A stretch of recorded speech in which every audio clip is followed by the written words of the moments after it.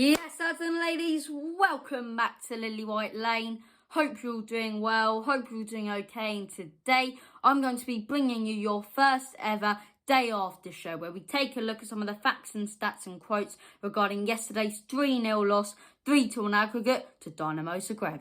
But before we get into the video, make sure if you're new here to smash that subscribe button, hit that like button as hard as you possibly can and tap that notification bell so you don't miss an upload. On the content side of things, you can expect to see everything you could possibly ask for from a Tottenham Hotspur fan channel, whether it be match previews, match reviews, player ratings, predicted lineups, debriefs with Bobby. By the way, check out Bobby's debrief, which did get released a couple hours ago from yesterday's 3-0 loss, as I say, and check out my instant match reaction /review/rant if you haven't already. Without further ado, let's get right into the video. So, welcome everybody to the first ever day after show. We're going to take a look at some of the facts and stats, as I say, regarding yesterday's game, quotes from Tottenham Hotspur players and Tottenham Hotspur's manager, who has a lot of heat on him today. So, without further ado, let's get right into it. So, we're going to start things off with some of the stats after the game. When it comes to possession, Tottenham Hotspur had 57% of possession, while Dinamo Zagreb only had 43%. 57% of possession and no goals, nothing created from that. Very, very embarrassing stat from Tottenham Hotspur there, as I say. But we did control possession in this game. We did control the ball.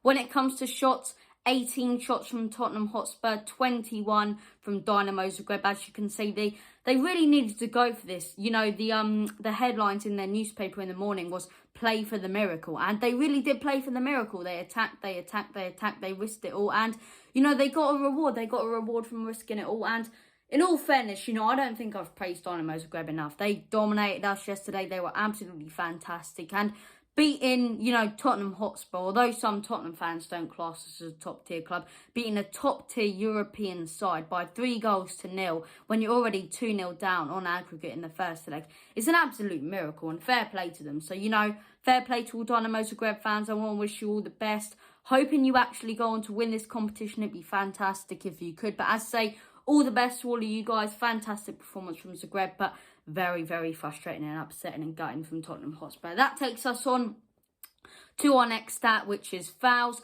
13 fouls committed by Tottenham Hotspur. Yellow card for Lamela including in that as well. Obviously, without a doubt, we all saw that one coming. Yet 22 fouls from Zagreb. When I was watching the game, you could clearly see this.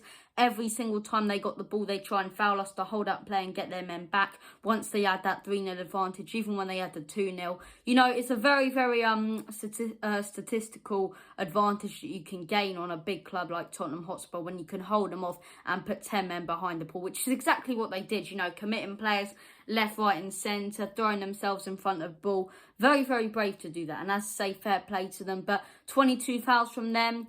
Not the fairest, some would say, but 22 fouls did go on to win in the game. 13 from Tottenham Hotspur. When it comes to passes, 687 passes completed from Tottenham Hotspur and only 529 completed by Zagreb. So that's more than 100 more passes completed for us. Yet once again, not as much created. Obviously, we had 3 less shots than them, which is very, very frustrating. So that does wrap up some of the facts and stats of the game. And that will take us on to some of the quotes. So we'll start things off with Tottenham Hotspur's manager, Jose Mourinho. He has come out and said to the press straight after the game, "We are in a situation I don't want to go. I don't think it is for me to go. I apologise to the supporters." You know, make your mind up about that one.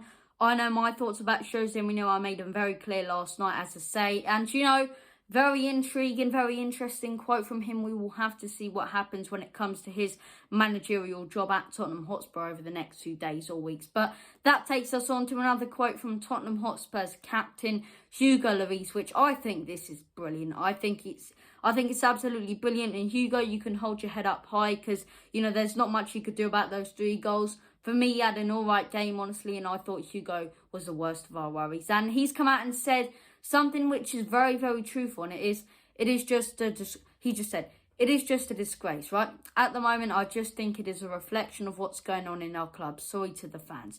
Brilliant, absolutely brilliant. You want to present yourself to the fans and the media after an absolutely crushing defeat where no players or even the manager can try and come up with any excuses. That's the way you do it. You don't come up with excuses. You tell the truth, you say there's issues at the club, and you say sorry to the fans. And that's exactly what he's done. So let me repeat that one more time.